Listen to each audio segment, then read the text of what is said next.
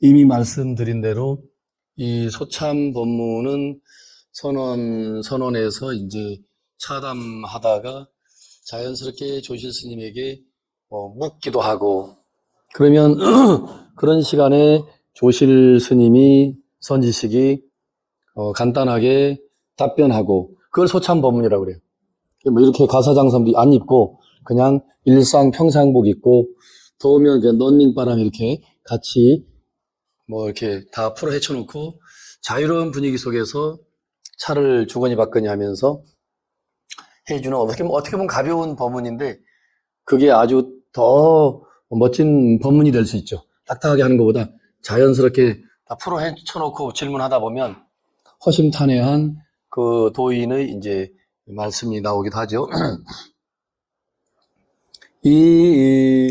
우선 대충 첫 시간도 조금 브리핑 말씀을 드렸지만, 선은 부처님으로부터 당연히 시작하는 거죠. 부처님. 석가모니 부처님이 6년 수행을 통해서 6년 참선을 하신 거예요. 부처님이 6년 참선을 통해서 최후의 마지막에 보리수 아래에서 깨달음을 성취했죠. 그게 우리 이 선의 출발이에요. 선의 시작. 석가모니 부처님의 깨달음을 전제로 하지 않으면 이 선은 없는 거죠.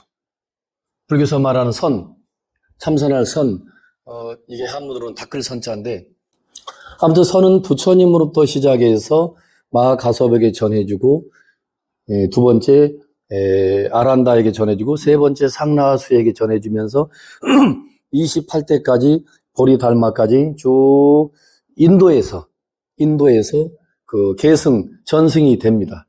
대부분 이제 우리나라 사람들이 자기가 밀양박씨다, 밀양박씨, 멧대송 그러면 이렇게 아시는 분도 있고, 대체적으로 점점점 옛날 사람은 그래도 아는데 40, 50대까지만 가도 관심 없어요. 그냥 밀양박씨라는 것만 알지 무슨 판지 관심 없다고. 이 불교 역사 족보도 어떤 면에서는 그래요. 관심 없는 사람은 관심 없는데, 근데 그래도 그 맥을 쭉 하자면 석가모니는 이제 교주인 거죠. 교주. 불교를 최초로 만든 이제 교주이니까 그분은 일단 내려놓고 그분에게 최초로 바톤 터치해서 석가모니의 그 깨달은 신법을 물려받은 사람이 마하가섭. 그 1조라고 그래. 1조. 제1조, 제2조. 그래서 보리달마가 몇 조라고요? 28조. 중국어로 자기 스승이 27조 바냐다라입니다. 바냐다라. 인도 사람이에요. 우리 보리달마도 인도 향지국에, 그러니까 인도가 중국처럼 땅덩어리가 큰데 뭐 다섯째인가 셋째 그 왕자 출신이에요. 석가모니 부처님처럼 큰 나라는 아니지만 그 향지국이라는 인도 조그마한 나라에 그 당시에 한문으로 옮기니까 향기 향자, 가질 지자 향지국 이러지. 그 인도 말은 따로 있죠. 그 나라의 이제 왕자였어요. 일찍 출가했어요. 그래서 28대 조사가 됐어요. 바냐다라 자기 스승이면서 27대 조사인 바냐다라 존자, 인도식으로는 다 달라이라마 존자라고 부르듯이 그 시절엔 전부 존자라고 불렀어요. 마하가섭 존자, 뭐 마하가섭 보살 이렇게 안 부르고 마하 존자, 또 아란다 존자, 달마 존자 이렇게 불렀어요. 그 존자라는 이름 자체가 높은 분이라는 뜻이잖아요. 그죠? 높을 존, 사람 자. 근데 중국으로 건너면서 존자라고 이제 안 부르고 큰 대자, 스승사자, 대사라고 불렀어요. 대사. 그래서 일명 달마대사. 그래서 바냐다라 존자가 자기 아끼는 수제자 보리달마에게 애언하듯이, 또 유언 겸 애언하듯이, 이제 인도에서는 여기서는 법을 더 이상 전할 수 없고 이제 맥이 끊어진다 이거죠. 저 동쪽으로 가라. 동쪽. 중국입니다. 인도에서는 동쪽으로 가서 이제 불교식으로 말하면 시절 인연이 때가 왔다. 그쪽에 석가모니 부처님의 이 마음 신법 공부할 만한 때 시절 인연이 왔다 이거예요. 그러니까 우리 닮아 너는 여기 인도에 더 이상 머물지 말고 동쪽 나라인 중국으로 이제 가라 그랬던 거죠. 그게 그 당시 중국의 나라 이름이 중국은 뭐 수없이 저 은나라부터 해서 은주진안부터 해가지고 끝없이 우리 초한지나 삼국지 읽어보면 끝없이 분열되잖아요. 근데 527년도에 달마가 옵니다. 오래되지도 않았어요. 서기 527년도에 중국으로 왔는데 그때 중국 양자강을 건너서 왔을 때 그 나라의 이름이 뭐냐? 양나라예요. 양나라. 양이라는 중국은 진나라, 은나라, 뭐 명나라, 청나라 하듯이 그렇게 나라 이름 외글자로 있는데 양나라. 그래서 중국에 와서 이제 자기가 1조가 되는 거죠. 초조. 그러면 2조 해가 3조 승찬, 4조 도신대사, 5조 홍인대사, 6조 해능대사까지는 우리가 암기해야 돼요. 이게 그 선종의 최소한 그 중간은 다 건너뛰더라도 석가모니 부처님을 딱 그 교주로 두고 제1조는 마하가섭이다. 2조는 아란다다. 3조는 상나하수다. 이래가지고 27대 달마의 스승은 누구냐 그러면 바냐다라 존자, 보리달마. 그래서 그러면 이제 보리달마한테 법을 우리 박도가 거사님이 받았다면 29조가 되는 거지. 29조. 그죠? 예를 들면. 그런데 29조인데 보리달마가 중국으로 건너와서 이쪽에 인도에서 받았던 28조는 쉬운 말로 계급장 내려놓고 그거는 내려놓고 중국에서 자기가 자칭 1조로 하는 거야. 그러면 이 1조한테 법을 받은 박도가 거사는 자동해서 2조가 되겠죠. 그렇게 된 거예요. 2조 해가, 3조 승찬, 4조 도신, 5조 홍인, 6조 해능까지는 여러분이 다른 건 다 못 외워도 그것까지는 외워야 돼요. 그게 이제 선종의 가장 큰 봉우리예요. 큰 봉우리. 큰 봉우리 정도는 몇 개 외우고 있어야지 뭐 얘기가 되지. 전혀 모르면 대화가 안 되잖아. 그죠? 6조가 뭔지. 큰 봉우리. 높은 봉우리 몇 개는 그 법주사 속리산 그러면 제일 높은 봉우리가 뭐죠? 아시는 분? 속리산의 제일 높은 봉우리 천왕봉이에요. 천왕봉. 지리산도 천왕봉 있죠. 근데 문장대보다 더 높아요. 저쪽 천왕봉이. 높은 봉우리 몇 개는 우리가 이제 알아야 되는 거죠. 그래서 6조까지는 순수하게 이 선종의 맥이 1인 1전 한 사람이 한 사람에게 법을 전해주는 거죠. 아들이 10명 있으면 첫 번째 아들이던 막내 아들한테 유산을 많이 물려주는 것처럼 이 도의 세계에서도 10명이 다 똑같은 수제자이긴 한데 그래도 어떤 특정인을 지명을 해서 너가 이 선종의 맥의 그 정통맥으로 네가 넘버원이다라고 해서 딱 지명을 해주죠. 후계자. 쉽게 말하면. 그 후계자로 내려오는 그 이제 맥을 자 따라하십니다. 발을 정맥. 그 정맥이라고 그래요. 발은 법맥. 발은 법맥인 거죠. 정통으로 이어지는 법맥을 정맥 그래요. 정맥. 그렇게 이제 이어서 6조 해능 스님까지 올 때는 어떻게 보면 조용. 그래도 5조 홍인 스님만 해도 천명대중을 거느리고 법문을 하셨으니까. 자, 따라해보세요. 동산법문. 5조 스님의 법문을 동산법문. 왜냐하면 동빅무산이라는 동쪽 동자 빅무산이라는 산 아래 우리는 화물산에 백양사가 있잖아요. 빅무산 아래 머물면서 일평생 그 선 공부를 지도해 주셔서 그분의 그 가르침을 폈던 산 이름을 약칭으로 동빅무산 이렇게 안 하고 그냥 동자만 따서 동산법문 그래요. 동산법문 그러면 5조 홍인대사의 법문이 이제 그분의 가르침이 되는 거죠. 그래서 동산까지 이제 오면 5조 홍인까지 오면서 그 나름대로 서서히 이 선종이 뭔가가 이제 뭐 꿈틀꿈틀하면서 뭔가가 중국에 서서히 그 바람을 이제 조금씩 일으키려 하는 차제인데 아직 큰 바람은 아니고. 근데 6조 해능이라는 분이 갑자기 무슨 하늘에서 떨어진 사람 마냥 갑자기 나타나가지고 모든 게 다 말이 안 돼요. 무슨 하버드 나온 것도 아니고 서울대 나온 것도 아니고 고대 연대 나온 것도 아니고 그 중국 그 시절에 뭐 서당 뭐 공부한 것도 아니요. 부자도 아니요. 또 인물이 저처럼 잘생긴 것도 아니요. 예를 들면, 웃기지 않은 소리입니다. 또 믿으면 안 돼요. 인물이 되나, 돈이 되나, 권력이 있나. 그냥 거친 표현으로 개뿔 아무것도 없는 거야.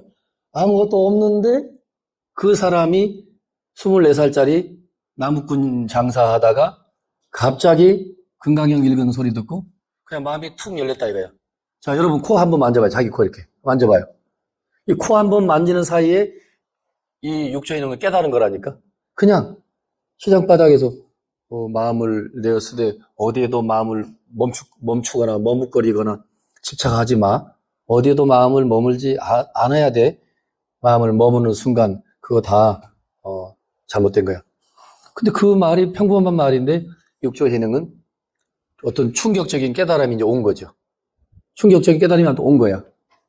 공부한 것도 아닌데. 그게 이제 그래서 이 중국 이 불교 역사에서도 어떻게 보면 전무후무해요.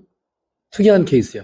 뭐를 뭐 가문도 없고 뼈대도 없고 집안도 없고 모든 게 그 글을 잘하나 일명 일자무식이라 하니까 중국 사람이 중국 글을 못 읽을 정도로 중국 말이니까 대화는 되겠지만 중국은 사성을 쓰고 하니까 그런데 글을 몰라요. 육조단경에도 나오잖아요. 자기가 글을 모르니까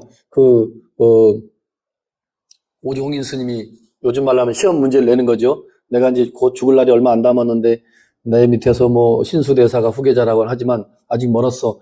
누구도 여기는 먼저 들어왔다고 먼저 깨치는 것도 아니고 여기에 모인 천명 대중들은 다 신수도 미치도 말고 각자 자기 방으로 가서 각각의 공부한 자기 살림살이 자기 내면에 깨달음이 요만큼이라도 있다면 글로 지어서 나에게 가져와라 했다 이 말이에요. 그죠?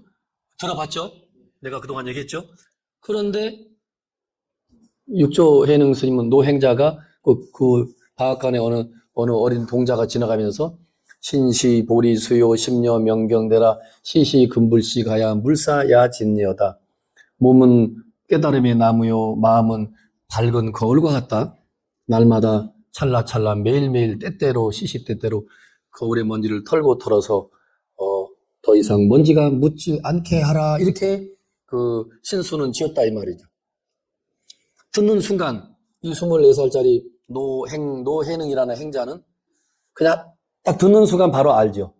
여러분도 이제 불교 공부 좀 하면 이제 알 수 있을 거예요. 이건 깨달음의 노래가 아니야. 이거는 그냥 글 좀 아는 학자가 점자는 그냥 뭐 공부 열심히 하자라는 이 정도 글이지 이게 깨달음의 글이 아니라는 걸 대번에 안단 말이죠. 그래서 그 동자 어린 스님에게 이게 뭡니까? 하고 너스레를 떨면서 그러니까 그랬다는 거야. 여기 덕이본 보면 이것도 몰라 행자가 돼가지고 그러니까 너는 바보 천치야 이러면서 그러니까 또 거기서 어린 스님이라 해도 스님이니까 함부로 못하니까 예 스님 저는 원래 배우지를 못해서요. 그게 어디에 5조 지금 6조 곧 6조가 될 신수대사가 읊은 개성이야. 이제 앞으로 아마 6조가 되실 거야. 그래 오조홍인 스님 방 벽에다 써놨는데 오조홍인 스님 이거 열심히 읽고 다니면 지옥에 안 떨어진다 했다 이거야. 행자 스님 저도 그러면 그쪽으로 안내해달라. 안내해서 가니까 이렇게 다시 한번 쳐다보고 있는데 지금 같으면 우리나라 같으면 뭐 육군 대령이나 중령이나 군인 출신이 마침 휴가를 나와서 그걸 보고 독실한 불자죠. 와 정말 굉장하다 그러고 감탄하고 있는데 이 노행자가 그러잖아요. 거사님 부탁이 있습니다. 저도 한 생각이 떠올라서 지금 글을 한 수를 여기다 쓰고 싶은데 제가 글을 모릅니다 그래요. 이게 이제 증명이 됐잖아요. 글을 몰라. 그러니까 우리나라 사람도 글을 모르는데 말은 하듯이 그렇게 하다 보니까 이거 뭐 무슨 행자가 뭐 건방지게 뭐 글을 짓는다고 쫑코를 주니까 거사님 천재 위의 천재도 때로는 가장 핫발이 바보 중에 바보의 소견이 나올 수 있고 바보 아래의 바보 그 말입니다. 바보 중에 바보라고 할지라도 때로는 천재 이상의 천재의 그런 말을 할 수 있다 이거야. 그러니까 나 행자라고 무시하지 마라. 그 한마디에 이 장군 출신이 깜짝 놀래가지고, 그냥 뭐 반말인지 존댓말인지 그냥 갑자기, 알았어, 보시오. 이래가지고 불러와서 썼다는 거 아니야. 그것만 봐도 이제 우리 육조해능 스님이 배움이 없는 분이죠. 나중에 24살에 이제 깨치고 오종인 스님에게 특강이죠. 이렇게 밤에 문 걸어 잠궈놓고 특강으로 몇 시간 특강을 육조당 금강경 특강을 듣고 완전히 이제 거기서 마음이 열리면서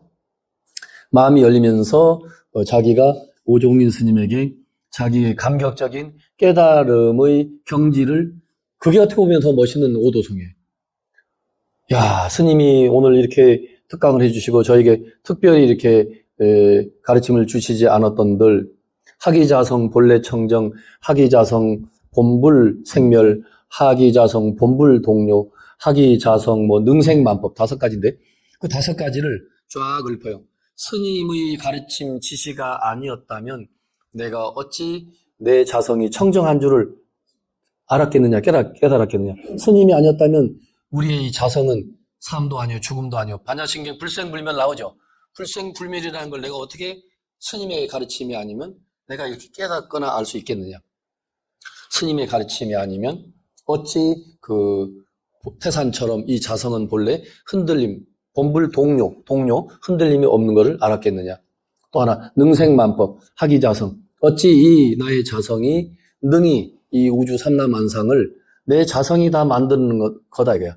우주 삼라만상을 내가 만든 거다 이거지. 내가 눈을 감고 있으면 이 우주 삼라만상이 없잖아. 지금 눈 한번 감아봐요. 제가 보이나? 안 보이죠? 눈 감으면 안 보이는 거야. 눈을 떠서 보이니까 보인다라고 내가 지금 말하는 거죠. 내가 다 만들어내는 거야. 눈 감은 상태에서는 안 보여요. 그거를 막 눈물 흘리듯이 감격하고 그걸 읊고 육조가 돼가지고 약 16년을 숨어 살아요. 그게 이제 때를 기다리느라고. 그 16년이 아마 육조해능 스님이 공부한 기간이에요. 이제 이분은 깨치고 나서 공부를 한 거야. 그래서 성철 스님 늘 주장이 화두 타파에서 깨달으면 그때 경을 봐라. 조사어록도 그때 보고. 화두만 타파하면 무조건 만병통치야. 그냥 뭐 만년키야. 그 화두 하나만 깨달으면 자기의 자성이라는 마음의 그 보배 창고를 열 수 있는 키가 된다 이거죠. 화두를 타파해야 되는 거지. 성철 스님도 늘 그런 말씀을 평생을 수자가 화두 타파하면 끝이야. 그리고 화두 타파하고 그때 책을 보라 이거야. 그래서 간혹 가다가 스님 당신은 책을 뭐 만권 책을 보시면서 우리한테는 책을 못 보게 한다. 그런 우리가 불평불만 많이 했거든요. 근데 지금 알고 보면 당신은 벌써 20대에 다 깨달은 거라. 화두를 타파한 거야. 깨치고 나서 어떤 의미에서는 자기 깨달음을 확인이란 말 알죠? 자기 깨달음을 점검. 나의 깨달음이 어느 정도인가 점검하고 확인하기 위해서 저 초기 경전부터 이 최고의 대승 경전부터 해서 이 가장 활발한 이 선종 불교까지 다 이제 이론적으로 이제 마스터하고 그러면서 이 세상에 당신이 그 많은 가르침을 남기고 갔죠. 그래서 이제 육조해능 스님까지는 그 순수하게 달마라부터 전해오고 멀리는 부처님부터 전해 내려온 거지만 자기의 자성 마음자리를 보면 그대로 부처다라고 쉽게 가르쳐 줬다 이거예요. 근데 그 이후에는 손에 우리가 쥐어줘도 모른다고 하는 것처럼 그렇게 쉬운 법문, 쉬운 가르침을 줘도 사람들이 우리 자성이 어디 있어요? 우리 마음이 어디 있어요? 아무리 마음을 봐도 안 보이네요. 그래서 그 후대에 조사 스님들이 나타나면서 우리가 지금 백양사 선원에서 하한 거 화두 참선하는 것처럼 화두라고 하는 독창적인 독특한 어떤 하나의 수행법이 만들어진 거예요. 독창적인 수행법인 거야. 그 부처님은 이먹고 삼색은 조준부자를 부처님이 그것을 들고 그것을 생각하고 마음 공부한 건 아니거든요. 부처님은. 그래서 일명 어떤 사람들은 화두 공부는 부처님 가르침이 아니야. 이렇게 이제 문제 제기를 합니다. 부처님 가르침이 화두가 어디 있어? 없잖아. 부처님은 이제 그 37 보리 분법이라 해서 37가지로 아주 깊은 그 명상의 우리로 말하면 참선이죠. 참선하는데 달리 말하면 뭐 수행 기법? 기법이라고 표현하면 좀 이상하겠지만 수행 기법, 수행 방법을 37가지로 말합니다. 자, 따라하십니다. 사념처, 사정근, 사여의, 오근, 오력, 칠각기, 칠각기, 팔정도, 이걸 다 더하면 37가지, 37가지가 되고 37 보리 분법 그래요. 메모해놔도 좋아요. 37 보리 분법. 37가지로서 보리가 뭐죠? 깨달음. 뭐 깨달음 지혜라도 되지만 여기서는 깨달음. 반야가 지혜고 그 37가지로서 깨닫는 그 방법을 나눠놨다는 거예요. 분법이라는 게 나눌 분자입니다. 37가지로 깨달음을 우리가 이루기 위해서 37가지 수행 방법론을 제시했어요. 부처님이. 근데 거기서 첫 번째가 자 따라 해보십시오. 사념처. 그 사념처 해놓고 그 밑에다가 써놓습니다. 첫 번째가 관신부정이네. 더럽다. 관신부정. 두 번째가 관수시고 세 번째가 관심무상. 관심무상이야. 세 번째가 우리 마음은 영원하지 않고 무상하다 이거야. 네 번째가 자 쓰십시오. 관법무아. 관법무아. 자 여러분 쓴 거 한번 읽어보세요. 관심부정, 관수시고, 관심무상, 관법무아. 그래서 이제 저 남방불교 가면 이 사념처 관이라고 해서 이게 관이 바로 참선이거든요. 자 따라해보세요. 윗바사나 관법. 그게 불관자입니다. 그래서 윗바사나는 관법이라는 것은 이 어떻게 보면 육조당뇨하고 비슷해요. 그 선정을 내세우지 않고 통찰, 지혜, 그 불관자로 한문으로 번역하는데 어떻게 참선을 하느냐? 자, 여러분 지금 앉아 있습니다. 그러면 제일 먼저 자기 몸을 관찰해요. 호흡을 하면서 내 몸은 깨끗하지 않은 거다라고 불관자 관하는 거예요. 달리 말하면 통찰하는 거예요. 우리가 우리 손을 1시간만 닦지 않고 이렇게 일하고 또 주먹 쥐고 폈다 하고 운전하다 하고 자기가 자기 손을 이렇게 맡아보면 고약한 냄새가 나. 그 정도야. 우리 몸은 잠깐도 이 콧물도 제가 얼마나 코 청소 잘하는 줄 알아요? 거울 보고 코에 뭐가 있는 거 제가 제일 싫어해. 누구랑 얘기하는데 코 속에 코딱지가 있으면 아이 참네. 거울도 안 보시나. 그래서 꼭 거울을 보고 콧물이나 코딱지를 상대에게 안 보여줘야 되는데 어떤 사람은 좋게 보면 털털하고 좋은 거죠.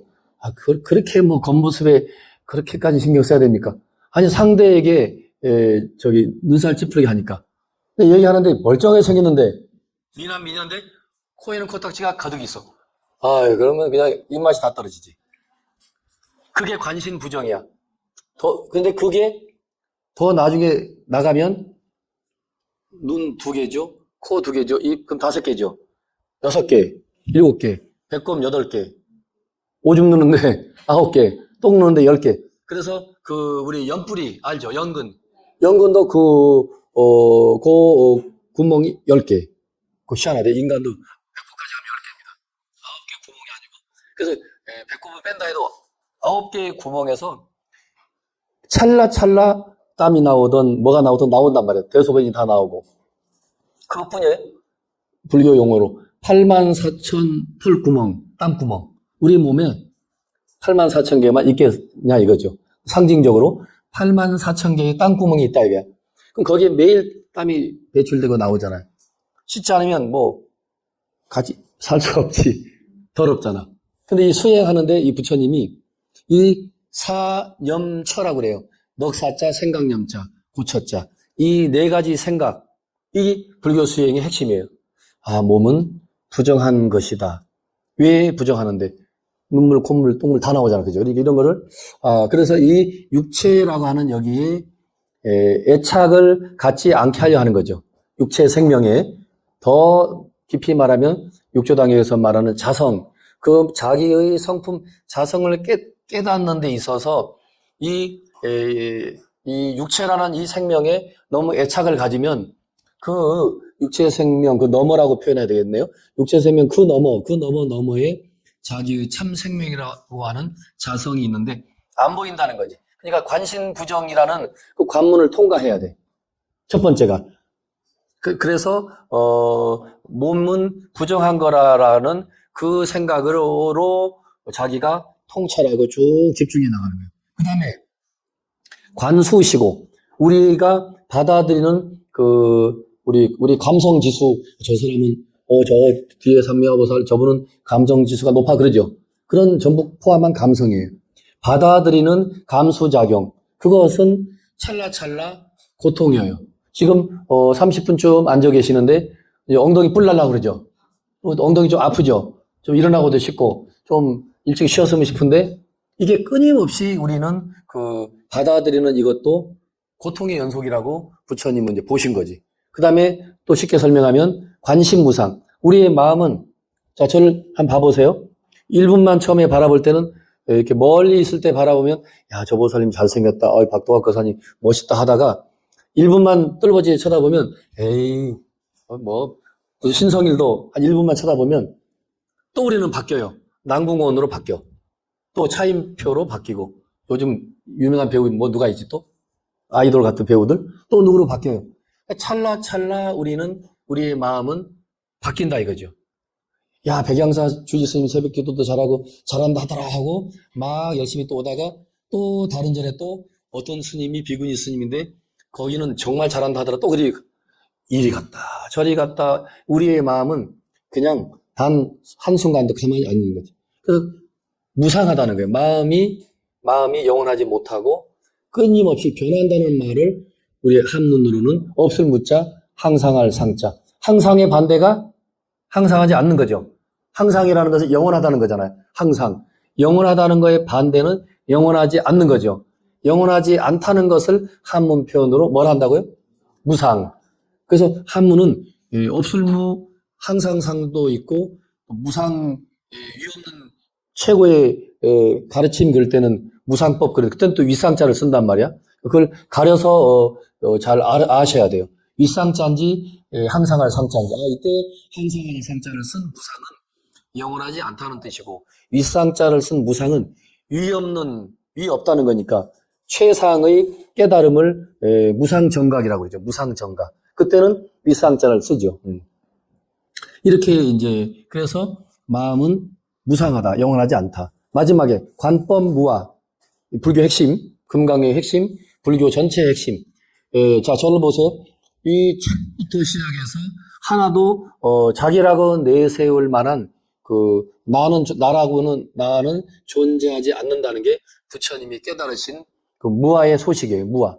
다 이거는 연기에 의해서 서로 연기란 말이 어렵게 들리면 조건에 의해서 조건 수억만 가지 조건이 서로 만나서 이게 저 시베리아 벌판에서 왔을 수도 있고 어디 저 인도네시아에서 나무를 잘라와가지고 대한민국 유한양행으로 가서 이게 펄프 공장에서 만들어서 결국 우리 앞에 한 권의 책으로 오긴 왔지만 켄야탄 스님의 반야심경 그 멋진 해설처럼 이 한 장의 페이퍼 종이에서 나는 시베리아 벌목공을 보고 있습니다. 그 깊은 통찰에서 누구나 그렇게 통찰이 나오는 거예요. 맞네, 이게 시베리아 벌목공이 나무를 잘라온 거지. 이걸 보면서 시베리아 벌목공이 나무를 자르다가 지금 오줌을 넣고 있네. 그 보이는 거예요. 실제 나무 자르다 오줌도 넣어야 될 거 아니야, 그죠? 그 모든 게 여기에는 구름이 보이네요. 구름이 없으면 이 종이는 만들어질 수가 없어요. 구름, 햇빛, 비, 습도, 온도, 고기압, 저기압, 온갖 것이 다 수억만 가지가 조합을 이루어서 이렇게 존재할 뿐인 거지. 사실은 하나하나 이 종이에서 시베리아 벌목공을 제끼고 이 종이가 존재할 수 있느냐? 없다는 거죠. 그 사람이 나무를 안 자르면 이 펄프 공장에 이 나무가 갈 수가 없잖아요.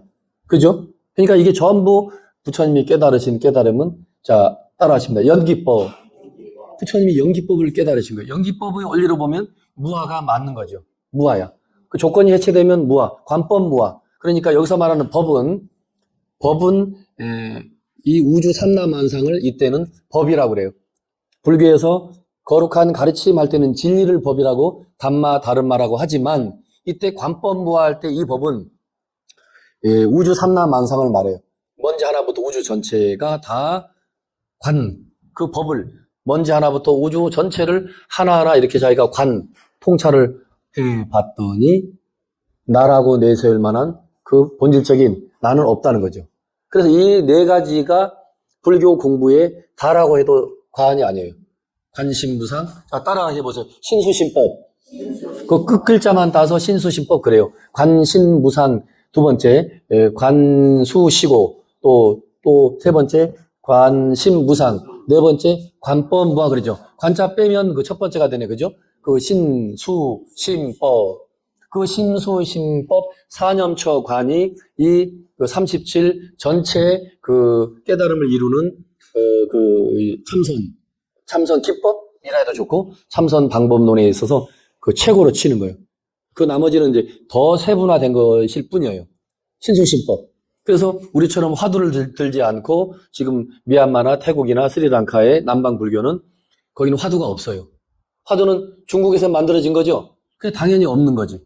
그래서 한때 우리나라 스님들이 공부하다가 화두 공부가 진전이 없고 진척이 없고 하니까 한때 잠깐 그것도 유행병처럼 남방불교 바람이 불었어요. 너도 나도 위파사나 한다고 이제 가는 거야. 태국에 무슨 파국센터도 가고 저는 안 가봤지만 근데 어떤 태국의 스님은 위파사나 이 사념처 관법 위파사나는 관법이란 뜻이에요. 그러니까 통찰 지혜죠. 지혜로서 신수신법을 늘 관찰하는 거죠. 그래서 철저하게 그 신수신법을 깊은 통찰을 1년, 10년을 통해서 아주 깊은 통찰을 하게 되면 그 자체로서 아라한과를 성취한다라고 이제 보는 거예요. 그 정도 차이에 의해서 수다원, 사다함, 아나함, 아라한으로 이제 나누어지는 거죠. 완전한 통찰이 되면 우리 석가모니처럼 아라한이 되는 거죠. 신소신법의 완전한 통찰은 최종 아라한으로서 이루어지는 거지, 아라한으로. 그런데 이제 거기 남방불교의 그런 선 지도하는 센터에도 사마타, 그 우리 식으로 말하면 참선이죠. 그 명선정, 삼매라고 하는 말, 독소삼매. 아니, 관찰도 관찰, 통찰도 통찰이지만 마음이 무념무상의 고요한 경지에 들어가는 그 수행도 무시할 수 없어라고 하면서 그것을 병행해서 같이 수행을 해요. 그것을 따라 하십니다. 정해쌍수. 그래서 이제 통찰과 선정을 같이 닦는 거예요. 다른 말로 하면 통찰이 지혜니까 지혜와 선정을 같이 닦는 것을 우리 중국 사람들이 말을 잘 만들었어요. 지혜와 선정을 같이 닦는 것을 여러분 메모할 때 정해쌍수라고 써놓고 그 옆에 지관쌍수라고 쓰셔야 돼요. 지관. 어떤 사람은 지관쌍수라고도 표현해요. 같은 말입니다. 자, 저를 봐보세요. 그 정해쌍수 할 때 정의 선정인 거고 지관쌍수, 쌍은 둘을 같이 병행해서 수행한다 해서 닦을 숫자 쌍수입니다. 쌍수. 한 쌍 할 때 그 쌍자죠. 그 지관 할 때 지가 그칠 지자입니다. 그칠 지. 그 모든 것은 다 그치는 거야. 멈추는 거죠. 그 멈추는 수행이 그게 선정 수행인 거예요. 호흡을 통해서 다 멈춰. 자, 이 멈추는 그 선정을 바로 쉽게 이해시켜 드릴게요. 우리는 육근이라고 그래요. 안이비설신이 육문. 이 기관을 가지고 있어요. 안이비설신은 우리의 몸을 말하고 몸 기관을, 마지막 6번째 식은 우리의 의식, 마음을 말해요. 마음을. 그럼 몸 5가지와 마음 의식이라는 것이 우리가 가지고 있는데 이것을 문문자를 써서 육문 그래요. 육문. 이 선정 공부에서는 육문을 다 닫아버리는 공부예요. 육문을 닫는 거야. 자, 눈은 안근이라 하지만 뿌리근자, 이때는 안문 그래요. 이근이지만 이문, 비근이지만 비문, 혀는 설근이지만 설문, 몸은 신근이라고 육근이라고 하지만 또 신문, 마지막에 의식, 마음은 근이라고 뿌리 근자를, 근본이란 뜻으로 뿌리 근자를 씁니다. 그런데 문 문자를 써서 의문 그래요. 의문. 마음의 문이다 이거야. 다 닫는 거야. 귀도 닫아 막아버리고, 눈도 감고, 코 냄새도 다 코를 막아버리는 거죠. 그런데 무엇에 대한 막음이냐? 이 육근이라고 하든 육문이라 하든 이 몸과 마음이 상대하는 짝꿍인 객관세계를 다 차단해버리는 거예요. 자, 눈은 모양을 보는 거잖아. 그죠? 색, 성, 향, 미, 촉, 법. 이 6가지 객관세계에 대해서 나의 주관이 객관세계를 안 보고 안 듣고 그러는 거죠. 색, 성, 향, 미, 촉, 법이 지금 매 순간순간 들어온다고. 여러분 눈에 제가 들어오죠. 그럼 저라는 이 색 모양이 여러분 눈에 들어오는 거고, 이 마이크 소리가 이 소참 부분이 들어오는데 소리가 여러분 귀에 들어오는 거란 말이죠. 그런데 호흡을 통해서 호흡만 주시할 뿐이지 그런 소리가 들리든지 말든지 그냥 자기가 의도적으로 닫아버리는 거죠. 닫는다고 해서 저 소리가 안 들리는 건 아니겠지만 이제 그렇게 닫고 집중하다 보면 진짜로 안 들려요.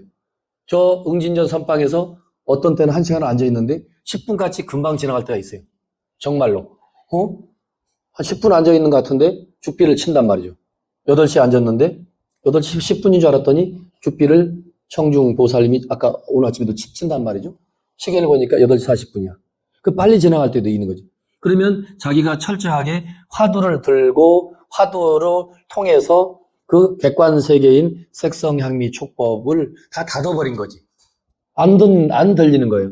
안 보이는 거고. 그 화두라고 하는 그 아주 기가 막힌 방법으로 객관 세계를 자연스럽게 다 차단하는 거죠. 차단. 어떻게 보면 그 지관할 때 지는 그래서 차단한다는 뜻이 있는 거예요. 그칠 지자. 그칠 지자입니다. 그칠 지. 그래서 외식 재현하고 닮았으니 가르침. 바깥으로 모든 인연을 다 쉰다. 내려놓는다. 그게 그칠 지자의 뜻이에요. 내심무천. 자기 내면의 마음세계에서도 온갖 번뇌망상 잡념이 출렁출렁 하는데 그런 것도 다 내려놓고 다 쉬어버리는 거죠.